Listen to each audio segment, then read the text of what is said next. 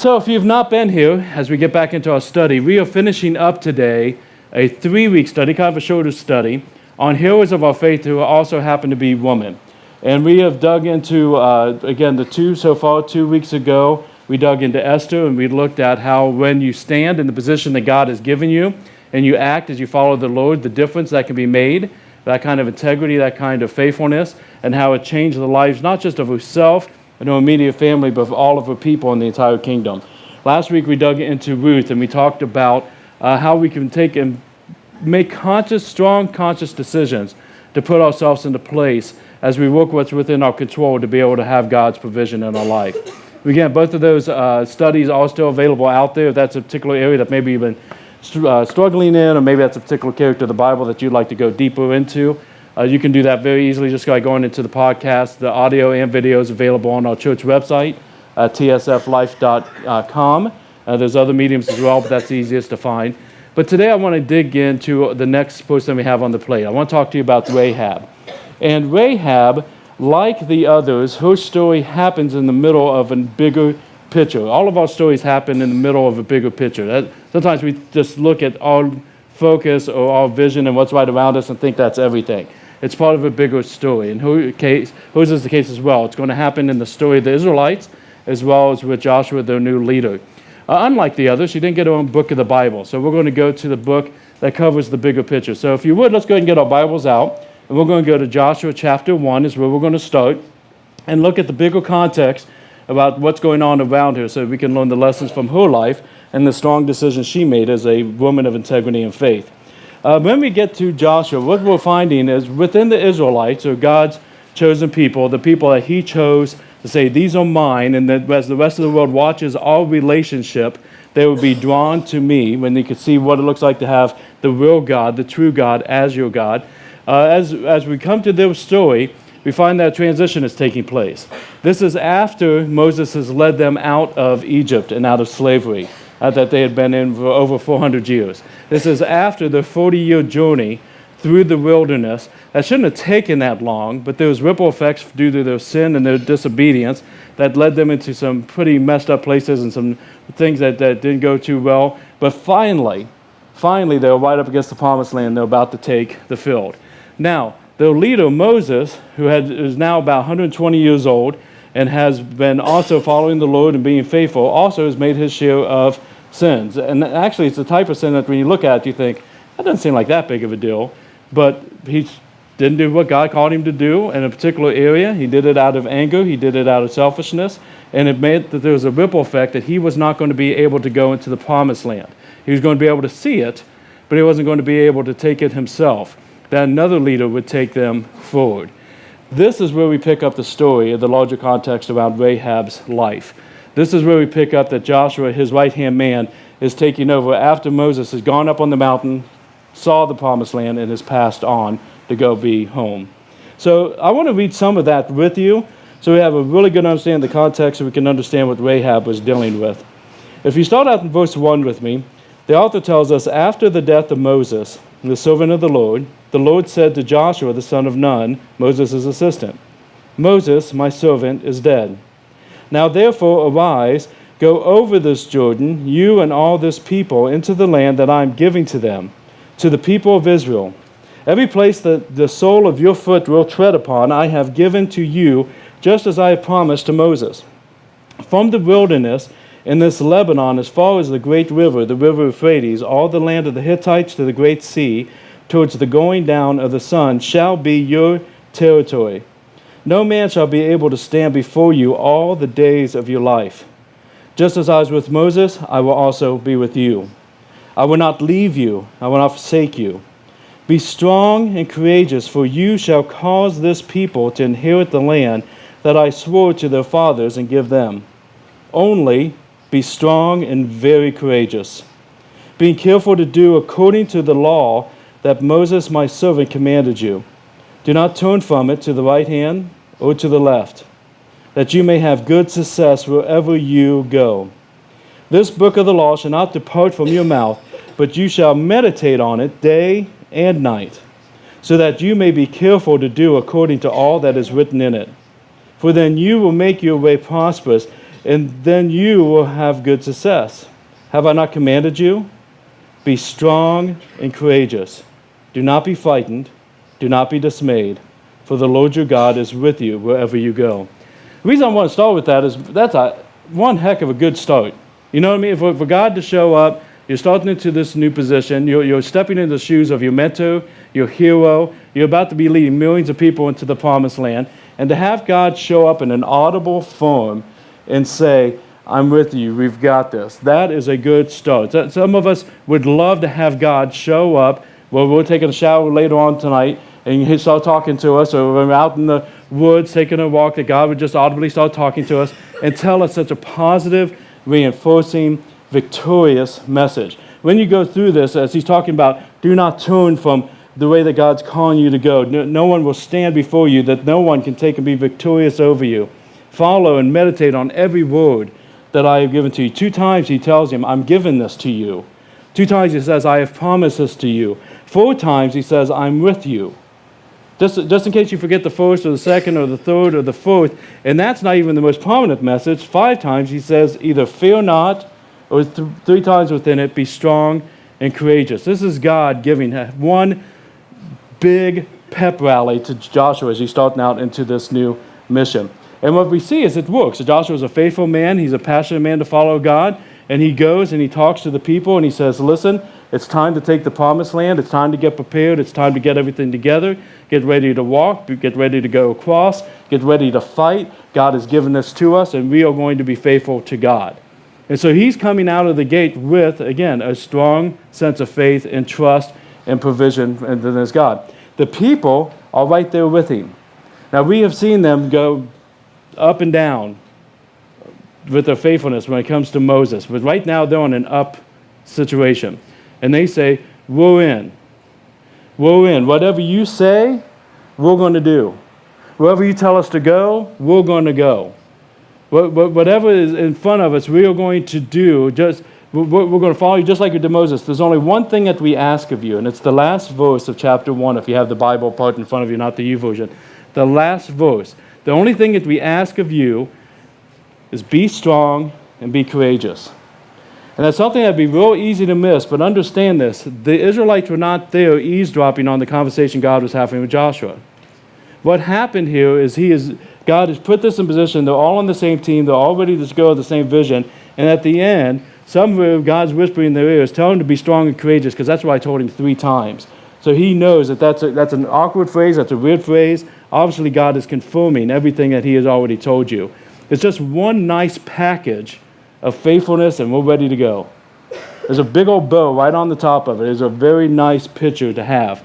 Now, the question is, when we have God's direction, and sometimes he gives us several steps ahead, sometimes just a couple of steps, that doesn't always mean that we know detail-wise what we're supposed to do next.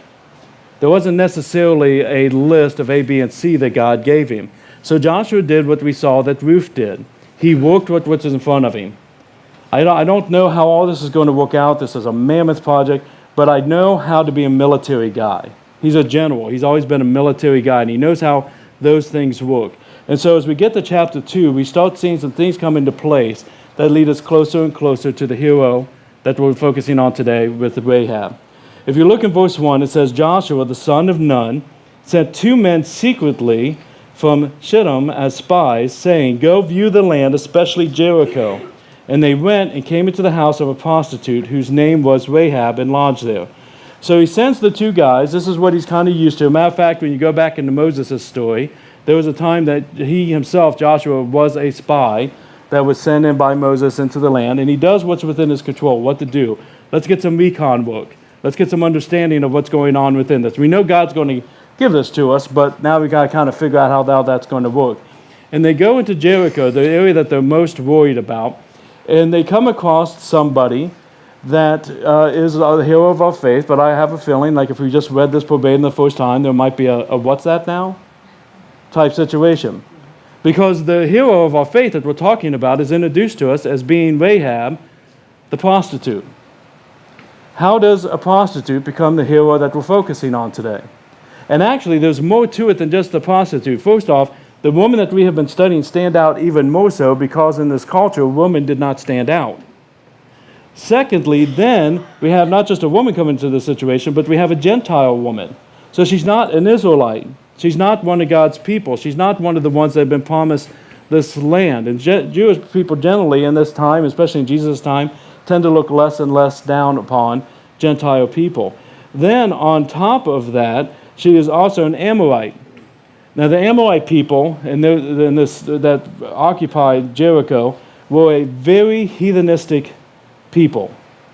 It was a nation of false gods. It was a nation that was in practice about as far away from godliness as you could possibly imagine.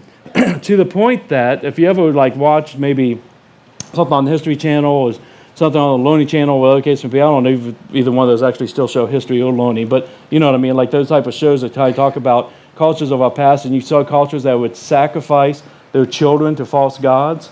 This is the Amorites. This is a very messed up nation, one of the heroes of our faith.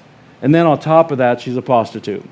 And as we look at this particular story, and as you look at the culture, and you look at the ways that she speaks, and the different things that she has, when it's talking about coming into a house, it wasn't just like these two guys came into a house, and they definitely won't come into a house for unscrupulous reasons. They were coming into her inn. She was a madam.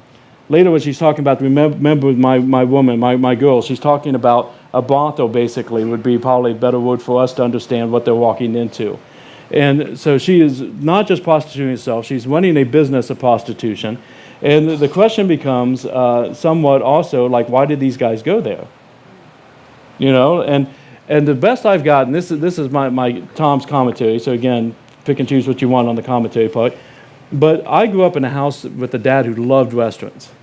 Loved Westerns, to the point that I can tell you with Roy Rogers what years this movie was made, depending on if he has one gun or two guns type household. You just know all these things. And one of the things that continued to sometimes come up in these movies is that if they were going into a town and they wanted to know what really was going on in the town, and they kind of wanted to get the behind-the-scenes story, you're going to go to a bar or a brothel.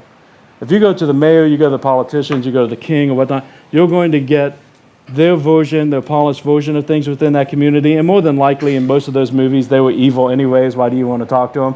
But when you go where the real people are, the guys that are kind of behind the scenes, taking in and drinking and playing poker and everything else, it's usually the bar or the brothel.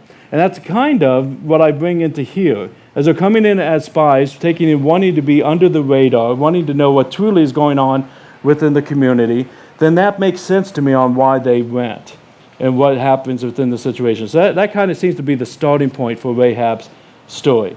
Now, as we continue reading into this, in verse 2, we find that things start to get a little shaky within Jericho. It says, "It was told to the king of Jericho, 'Behold, men of Israel have come here tonight to search out the land.' Then the king of Jericho said to Rahab, 'Bring out the men who have come to you, who have entered into your house, for they have come to search out all of the land.' But the woman had taken the two men and hidden them. And she said, 'True, the men did come to me, but I didn't know where they came from. And when the gate was about to be closed at dark, the men went out, and I don't know where the men went. But if you pursue them quickly, you will overtake them.' But she had brought them up to the roof and hid them among the stalks of flax that she had laid in order on the roof. So the men pursued after them on the way to the Jordan as far as the fords. And the gate was shut as soon as the pursuers had gone out." Just a quick note as we continue reading through this. Understand, what she had just done was a treasonous event that deserved death. What she had done in that moment, kind of like when we had Esther walking in to view the king, she is accepting the death sentence right off the bat if she gets caught in any way, shape, or form. She has completely turned her back on her people. She's completely turned her back on her king, and she has accepted partnering with the enemy. So she has now taken a really big stance, a really big faith step. The question then is why? Verse 8, "Before the men lay down, she came up to them on the roof, and she said to the men, 'I know that the Lord has given you the land, and that the fear of you has fallen upon us, and that all the inhabitants of the land melt away before you. Because we have heard how the Lord dried up the water of the Red Sea before you when you came out of Egypt.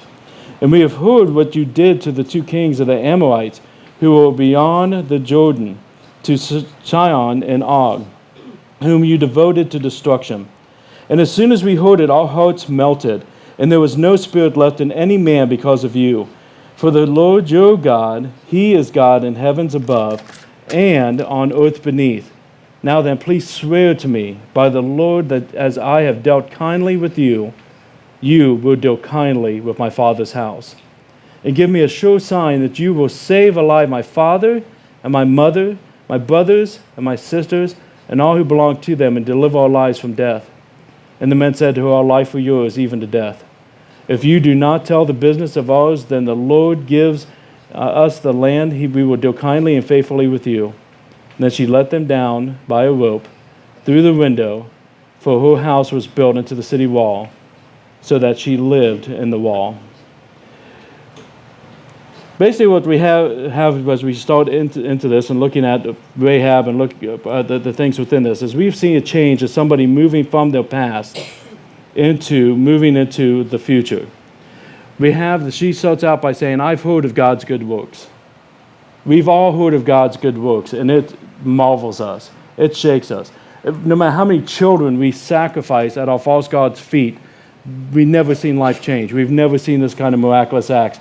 We know that your Lord is Lord, and because of the good works. And this is really important for us to continue to hit, because if you remember, not too long ago, it was about a month or so ago, we were talking about the day of Pentecost, when the Holy Spirit came upon the disciples, and the disciples went out and they were preaching, and they were teaching, and thousands of people were coming, and just a miraculous event. If you remember, the detail that we found within that is they were not preaching the gospel. When they came out with the power of the Holy Spirit, they were not starting out with the gospel. They were preaching the good news of what God does. The good things that God does. And this is why it's so important for us to share our testimonies with others.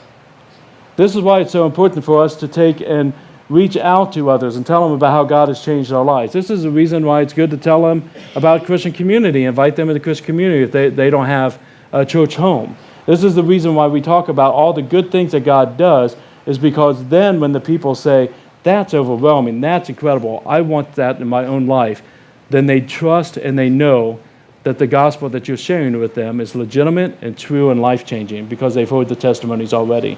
This is what we'll find with Rahab. I've heard of God's good works.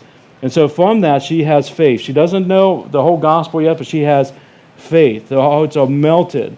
Their spirit is gone. We know that you will win. So when she puts her life on the line for them, basically what she's saying is, I'm denouncing my past, I'm denouncing my heritage, I'm denouncing my social status, I'm denouncing everything to embrace your God. And with your God, your people. She no longer really looks at herself as part of this heathen nation. She looks at herself as an Israelite. I know I don't 100% fit in, but I'm embracing it. This is just like Ruth. I don't know how it's all going to work out, but I'm embracing you and I'm embracing God's people. The only thing that she asks is, will you deal with me kindly? And of course they agree, and she lowers them down. She tells them to go out and to hide in the woods for 3 days as these gentlemen are trying to find them. She kind of knows how all that works and when they give up and when they come home. And so she sends them out to be able to hide, and then after the 3 days they go back and they tell Joshua the news of what they had found. From there we kind of skip up a little bit to Joshua 6. And if you would, let's go ahead and turn over to Joshua 6, verse 22. The pages that you're skipping here just kind of tell us what happens between that first meeting and the second meeting. Joshua has reached out to God. He wants to know the details. He has the recon. He has the information. He knows everybody's scared. He knows that they're shaking in their boots. But he still is looking, God, how do you want us to do this? And as you know, do you remember the old song, Joshua fought the battle of Jericho? Yeah, you still with me? Okay. Sorry, VBS. What we find is God tells him the plan. I want you to go. I want your men to march around the city every day for 6 days. On the seventh day, have the priests be with them. Have them have horns. And after they march around on that seventh day, have them blow the horns. Have everybody scream and yell and just be boisterous and get crazy. Pretend like it's the Super Bowl. And the walls are going to crumble down, and you're going to be able to go in and take the city. Now, crazy? Yes. To a military leader, probably not the plan he would have came up with. But God does what only God can have control over. He did his part. He did the recon. He looked in the situation and tried to get the information together. But if God says we're going to march around this circle for 7 days and we're going to scream and it's going to give us victory, we're going to do what God tells us to do. And as you know, it works. God blesses them. The city walls come down, and the mayhem begins. In verse 22, we see in the middle of all the mess that the two men who had spied out the land, Joshua says to them, "Go into the prostitute's house and bring out from there the woman and all who belong to her, as you swore to her." So young men who had been spies went in and brought out Rahab and her father and mother and brothers and all who belonged to her. And they brought out all of her relatives and put them outside the camp of Israel. And they burned the city with fire and everything in it. Only the silver and the gold and the vessels of bronze and of iron they put into the treasury of the house of the Lord. But Rahab the prostitute and her father's household and all who belonged to her, Joshua saved alive. And she has lived in Israel to this day, because she hid the messengers whom Joshua sent to spy out Jericho. If this was the end of her story, it's a pretty good story, right? She knew who the Lord was. She knew who the people were. She's going to make a decision on that. It all went her way. She saved herself. She saved her people. Not too bad of an end of the story. But the thing is, with Rahab, we find that whatever we do for God has much bigger ripple effects than we could possibly ever imagine. And so her story does not end here. A matter of fact, she's talked about for generation after generation for thousands of years, including today at church, because she said yes to God. There was nothing within that moment that she could have possibly imagined that would be the ripple effects of what God did here. And there's many people faithful that we do not know their names today, but God uses the ripple effects and to continue to move us forward in mighty, mighty ways. Matter of fact, to the point, I'm going to give a scripture with the help of Chris from Hebrews up on the screen. In Hebrews 11, if you are not familiar with Hebrews 11, we call it the faith chapter. It's kind of like 1 Corinthians 13 is the love chapter. A lot of times we hear it in weddings. I shared it yesterday, and Scott and Shannon's wedding. The faith chapter is Hebrews 11, where it tells us that we're surrounded by a great crowd of witnesses, by the heroes of our faith. We can be encouraged and we can move on. And it gives example after example after example of heroes of our faith. Abraham, Noah, David. And within this predominantly male-dominated list, we have verse 31. Don't forget, by faith, Rahab the prostitute did not perish with those who were disobedient, because she had given a friendly welcome to the spies. Just if you're going through a tough time or you're going through some hardship and you don't know, just don't forget, Rahab the prostitute said yes to God and was hospitable to the spies and partnered with his people, and she changed everything. She's one of many examples that are brought into our picture, and she continues to be resolute.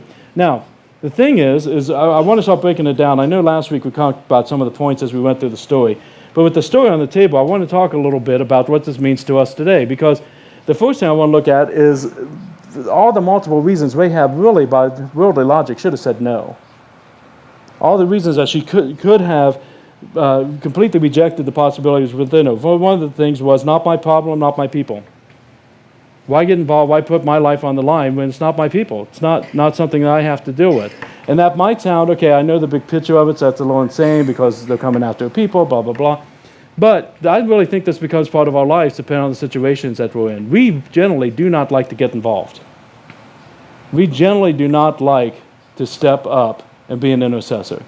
I have seen situations, you've got a husband and a wife situation. I'll kind of make it up, so I'm not talking about anybody in particular. And let's say the husband's somewhat abusive when it comes to emotional or mental abuse, and you see it, you're within the circle of friends, you've seen it going on, you've been concerned about him, you kind of reached out a few times, never been receptive back towards you, and eventually they end up into a divorce. Let's say the wife leaves the husband. And it's an ugly divorce. And it's still going on, and whenever you're around him, he's kind of shooting off his mouth, and he's kind of talking big, and he has a little bit of an ego about the whole thing. I have seen people in that situation as mutual friends just saying, I'm not going to get involved. It's not my problem. He didn't do it to me. I don't want to just look like I'm being favoritism to her. I don't look like I'm doing favoritism to him. I don't want to get involved in it. So I'm just going to step out. It's not my issue, not my problem. Can I tell you, it is. If we're Christians and we're community and we're loving of one another, we're intercessors for what is right, not for who we favor. And if that guy only has her mad at him for the horrible things he's doing to him, and everybody else is just smiling and grinning along, he has no reason to think it's not just her problem. I'm fine. There's nothing wrong with her. But if he's got 3 or 4 buddies that step up and say, man, I'm really kind of concerned about this, then he sees it's a bigger issue. Then he might seek his God. Then you might be able to gain your brother back, and you may even be part of the healing for the relationship, even if it's not the healing of the marriage, but at least the relationship or for the kids. We're intercessors. I've had people say to me, like they have an opportunity to be able to speak in a situation. Not my problem. I don't want anybody to get upset. We're intercessors. We are positioned, and when we're positioned, we stand. And where we stand, we act. That's what Rahab the prostitute did that changed everything. That we're called to do as well. Some other reasons she could have said no is just because she had her own life going. I've got my plans. I got my brothel. I got my business. I'm having to provide for all these people. I really just don't have time to get involved with what God wants to do. Maybe I can just say, I'm going to be praying for you guys and shoot them out, about my door and just get them moved away. Just kind of give them a trifle and just get them to move on. And again, I know that sounds a little bit crazy too, because what's good is working on her brothel business that they're going to come in to destroy them. Right? Well, I mean, what kind of logical thinking is within that? It's illogical thinking that a lot of times some of us embrace as well. You and I know, for the most part, again, I don't know everybody in the room intimately enough to say this 100%, but most of us know our time here is just downright limited. We are very fragile. And if it's not a car wreck that takes me home or cancer that takes me home, then Jesus might just take me home, because a lot of us, many of us, believe there's a good shot the rapture might happen in our lifetime. This is a very short period of time. Any of us over the age of 40 look back and go, holy cow, where did the time go? Any of us with adult children look back and say, holy cow, where did the time go? This is limited. And for us to spend so much time building our business and our 401k and doing sports and working on our job and making sure we got straight A's and all these things that we put so much focus and time into, we are usually ignoring the fact that we are called here to lead people to Jesus, baptize them, disciple one another, and I've got a short season to do it before the party begins. And I want as many people at that party as I can be. A lot of us say, I've got other things going on. I'd love to take that person to coffee and take a talk to them about Jesus. I'd love to share my testimony with this person. I'd love to be involved with VBS over here. There's a lot of things, God, I'd love to do, but you just don't understand. I'm busy. I'm building my business. I'm taking care of my family. I'm trying to find a place to get some sleep, and a little bit of Netflix would be nice too. It's illogical. This is what she does. The big moments, she's going to lean into it. Other things that she could have said no to is just simply her past. Her social status was not exactly strong. Her past sins is not exactly strong. Who am I that God would use me? Who am I that God can take and make a difference through me? And yet 2,000 years later, don't forget Rahab. Don't forget Rahab the prostitute. And I think the only reason I'm throwing the prostitute part in there is just to remember where she started at, not where she ended up. Don't remember what God did. Just remember what God did there. Look at what she did. What reasons do you have not to be like Rahab? Because the main thing we're going to find in her story, unlike the others, is that she has a past all the way up to that very moment that she meets the spies. So when I'm talking past, I'm not talking about the stories that happened 15 years ago. I'm talking about right now, as you sat down in this chair today, all of us have things in our past that might rub against the grain of the things that we talk about here, that she made a decision, right now, I'm going to do what God calls me to do, whatever that looks like, whatever that is, whatever that might cost me, I'm going to lean into. Did you notice in all three of these, we have people going up against death? Esther, when she rose into the king, death sentence. Ruth taking and going out to the fields to be a scavenger. A lot of times we're beaten, raped. Big, here we have with Rahab. And I think not all of us are going to have these death moments that we have to make a big decision. I would bet most of us would do really well in that situation. But anything else that we think about is just, you don't understand, I have to pay my bills. You don't understand the demands of my family. You don't understand the demands of my job. Those things end up becoming kind of like first world problems compared to what the heroes of our faith dealt with. Now, let me say this. That doesn't mean they're not problems. First world problems are still problems. But I think I was just kind of putting that extreme of, no matter what's going on, just trust me. Trust me. Lean into me. Follow me. Do what is right. And I'll change your story. Do me a favor. Jump over to Matthew 1. I really like this one. Matthew 1, and we're going to look at the lineage of Jesus Christ and how things play. And if you were here last week, you're going to kind of know Matthew 1. We talked about it last week. As again, we looked at the lineage of Jesus. Because when Ruth decided to move past the safe bet of going back to her mom and dad, getting remarried, having kids, and again devoted herself to God and to Naomi, we saw that because of that decision and how God provided for her, that she got married to a great man of integrity by the name of Boaz. They had a child, a son by the name of Obed, and we looked at that, and Obed becomes the father of Jesse, and Jesse becomes the father of David. David becomes the lineage of Jesus Christ. So not only does she have a redemption story in her own life by her strong decisions, but in our lives that she becomes part of the lineage of Jesus. Here's the thing, it's crazy. If you look at the second part of verse 5 is where you find Boaz and Ruth. But if you go right before it, you find Boaz's mom and pop, Salmon, the father, and Rahab. Boaz, a strong man of integrity, that respected woman, respected God, loved God, had a strong mama. And his mama used to be a prostitute. But she's not anymore. She's Rahab. Rahab, the mother of Boaz, in the lineage of Jesus Christ, and the lineage of our redemption.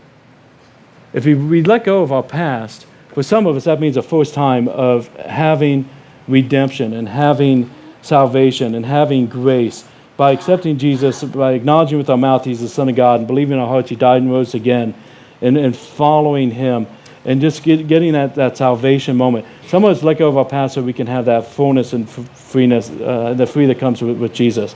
For some of us, we've been a Christian for a long, long time, but if we look at the situation we're going through, we realize that maybe we've not been making the best calls. Maybe in some areas we've not been laying things down. Maybe in some areas submission has not been something that we embrace quickly. And we have this opportunity to be like Rahab, to say yes and follow Him, move forward from that past and step into that future. And I believe that's a big part of our message today. But I also believe there's another,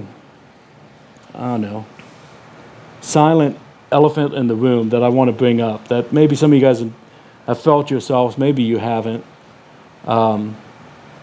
It's a thought, it's a process that many people have voiced to me over the years.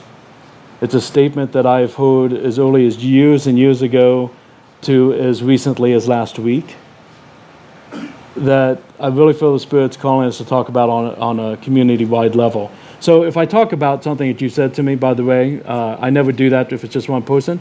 So I'm not talking about you. This has been said to me a million times over.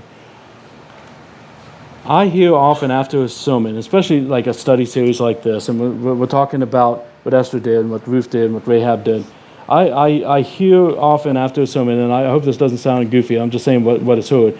People say, man, God spoke today, the Holy Spirit moved today, the study was right on. And then I hear this phrase, again often, you make it sound so simple.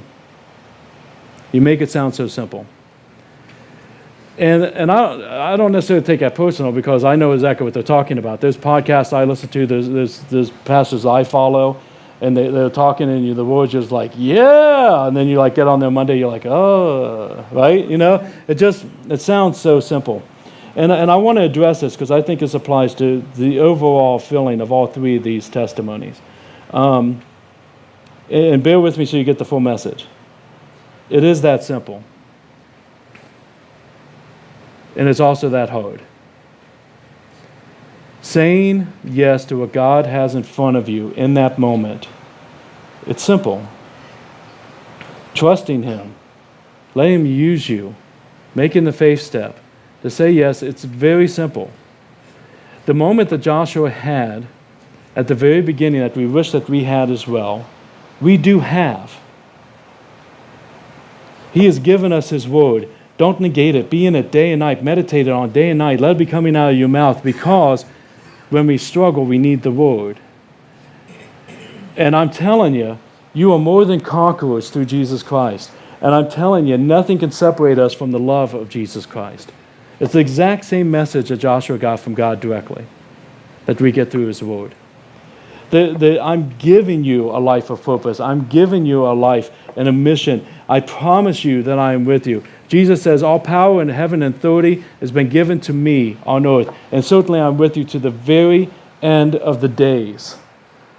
That's his promise that he says to you point blank as we get into Matthew.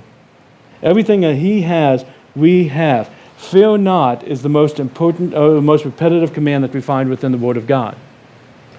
It's just that easy to say yes to him, and it's just that hard. Because Satan will come in there with every fear, everything you've ever gone through, any threat of what's going on that you might lose, or what somebody else might think, or what relationship might be challenged, or what you might have to give up. Satan will come in on every one of those, so that every time you're thinking, I know what I need to do, I know what God called me to do, he's given me his promises, I can lean into his promises, I just got to go out there and march around this sucker 7 days in a row and blow my horn. It makes no sense, but I'm going to do it. Satan's going to come in and just start ramming on that over and over and over and over and over again. It is unbelievably hard when you're right up against that very easy moment.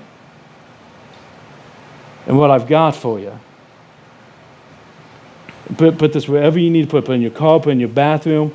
They can talk to your friends, to your spouse, whoever it is, and tell them, say this to me 16,000 times a day, whatever it takes. I'm telling you, the one thing I've got for you is this: be strong and very courageous. Be strong and very courageous. Joshua, you're going to be peeing your pants going up against Jericho with this plan of blowing the horns. Be strong and very courageous. Just simply say yes to me. I've got the rest. Do what's within your control. I've got the rest. I know it sounds easy when we look at Esther and the incredible things that God did through her, but I'm telling you, as she walked into the king's area there, and she was accepting that death penalty. If you were here, you know what I'm talking about, and just hoping and praying that he would raise up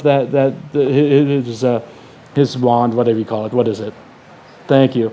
And he raises that up. That was a moment that she was terrified. It tells us in the Word she was terrified. All she had to do was say yes. All she had to do was walk in a room. Any of us can walk into a room. She was unbelievably terrified because of every threat that Satan was throwing in her face. But she was strong and she was courageous. When Ruth was standing there looking at Naomi, and her sister-in-law is heading back to town to take and get the regular life, the worldly life of getting married and the kids and having a physical hope, instead saying, no, I'm going to go with you to your people and your God, and I'm just going to trust him with all of it, even though I might be a widow for the rest of my life, with absolutely not just not love, but no provision, no perfection. I have nothing, I have poverty, but I'm going with you. That was not a moment where she was just like, oh, this makes sense. Oh, that'd be fun. Oh, this would be crazy. I don't want to leave. That was an intimidating, overwhelming, heartbreaking pressure. Be strong and be courageous. And she said, yes, Lord. Everything that we see here with Rahab, everything we see Joshua, everything we see with the Israelite people, it all comes down to an easy yes, that we have to be strong and courageous to walk through the junk and the muck and the mire to get to him, to get to that place. And he will change your story. And he will provide. And he will use you. And he will position you. And you will be part of testimonies of others. It might not happen overnight, but his embrace happens in a moment. Be strong and very courageous.